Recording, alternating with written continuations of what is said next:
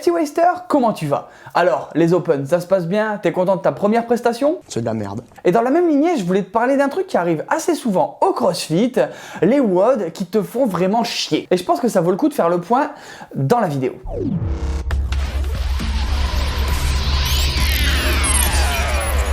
C'est quand même un truc super contradictoire, tu trouves pas? Parce que on est beaucoup à être super addict du CrossFit, mais quand on trouve les WOD, et ben franchement, on est toujours en train de bader. Avec des réactions qui donnent des trucs genre « Ah putain, mais fais chier, mais pourquoi je suis venu ?» Enfin, je pense que tu es au courant, vu que toi-même, tu dois le faire. Nope. Alors je me suis dit que ça pouvait être drôle de revenir sur les WOD qui te font vraiment péter un plomb dès que tu arrives dans ta box. En premier, les Dev By. Parce que rien que le nom, quand tu le vois noté, tu sais que tu vas pas rigoler pendant le WOD. Clairement, je pense que la personne qui a inventé ce type de training, il avait envie de tuer des gens, mais il s'était dit « Tiens, c'est illégal, donc je vais trouver le moyen qu'ils le fassent eux-mêmes et en plus de leur plein gré. » Et franchement, à ce niveau-là, ça tient du génie. Je sais pas si tu es d'accord, tu peux le dire en commentaire, mais pour ma part, je valide totalement l'idée. Ça pas un peu con lui. Pour revenir vite fait sur le principe, tu as un exo ou plusieurs avec un certain nombre de répétitions à faire et de plus en plus important avec le même timing. Ça veut dire que plus le temps passe, moins tu récupères et plus tu dois y aller fort. Ouais, c'est con, c'est brutal, mais il paraît qu'on doit aimer ça. En deuxième, les WOD en pyramide. Des trucs pointus là. Bon, pour ton information, je plaide coupable, je sais pas exactement le nom précis que ça a officiel au CrossFit et j'avais un peu la flemme, donc ça sera les WOD en pyramide. Le délire dans ce truc là, c'est que tu vas avoir deux exos, il y en a un qui a les répétitions qui vont baisser pendant que l'autre ça va augmenter.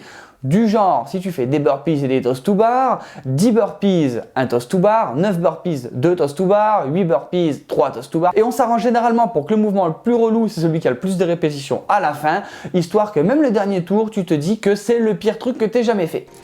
Encore une idée de génie pour son créateur qui doit être un démon venu d'un endroit où il fait vachement chaud. Troisième WOD horrible et pourtant, on dirait pas, les WOD court. Pourquoi je déteste ça? Du genre Fran et tous ces petits copains qui se font en moins de 7 minutes. Allez, on va être large. Parce que simplement, il n'y a pas de stratégie à avoir. Le but de ces WOD, c'est d'y aller à fond comme un gros bourrin. T'as pas encore fini de t'échauffer que t'es déjà en train de sprinter. Quand tu passes sur un WOD de 15 minutes, tu peux élaborer une petite stratégie en disant je vais partir doucement, je vais aller à fond. Mais avec ce genre de WOD, tu peux pas. Il faut que t'éteignes le cerveau et tu fonces, tu t'arrêtes pas. Et le résultat, il se fait pas attendre. T'as mal, tu te poses la question de pourquoi t'as fait ça en même temps. C'est logique, t'as éteint le cerveau. Et en plus, si t'es comme moi, à la fin, tu te rends compte que t'as fait un temps de merde. Donc, en plus d'être mort en 5 minutes et d'être venu juste pour ça, et ben t'es blasé dans ta journée. Super. 4. Les WOD uni-exo interminables.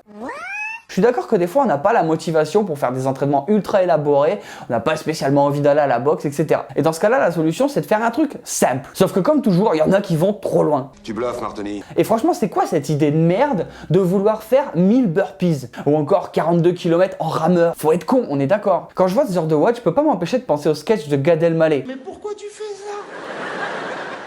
Si tu fais le résumé, c'est pas ludique. C'est chiant, ça fait mal. Et donc non, franchement, là je dis non, il y a des limites quand même. En cinquième, les WOD des Open et en particulier les points 3. Si tu fais du CrossFit depuis quelques temps, tu dois savoir que les Open, généralement, les WOD, ils sont solides. Mais à partir du point 3, généralement, ils oublient que c'est accessible à tout le monde. Quand tu découvres le WOD, tu te prends un peu une... C'est un peu le genre de WOD qui te rappelle que oui, les games c'est dur, on n'est pas tous Matt Fraser ou Tia Claire Toumé et qu'on a probablement rien à foutre dans une compétition de haut niveau. Mais bon, tu vas le faire quand même, hein. C'est le jeu, ma pauvre Lucette. Sixième point, tu sais quand c'est comme ça que c'est le petit bonus. Les WOD que j'appelle pas de chance. Et oui, ça arrive très souvent. Et je pense que tu t'en doutes, c'est les WOD où tu as forcément des mouvements que tu gères pas du tout. C'est pour ça que c'est pas de chance. Et ouais, ça arrive, tu vas galérer cette fois-ci. C'est un peu la passe du CrossFit et si t'es un petit peu chat noir, ça tombe à chaque fois. T'as peut-être un ou deux mouvements que t'aimes bien et le troisième, t'es une grosse merde et donc ben, tu l'aimes pas forcément. Et selon les personnes, ça peut être de tout. Des DU, ta gueule.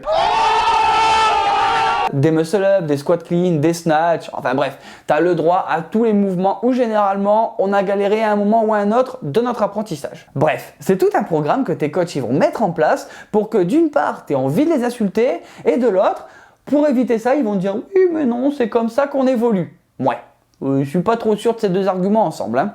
Bon voilà, et toi, est-ce que tu as des entraînements que tu détestes? Tu peux le dire en commentaire, comme ça on pourra en parler. En attendant, la vidéo elle est terminée. Si t'es pas un dalleux, laisse un pouce bleu, abonne-toi. Si tu veux rejoindre la team et voir un petit peu plus de l'envers du décor, n'hésite pas à me rejoindre sur Instagram et Facebook. Les liens ils sont en description, t'as l'habitude. Et nous on se retrouve chaque mardi et vendredi pour une prochaine vidéo. Ciao ciao.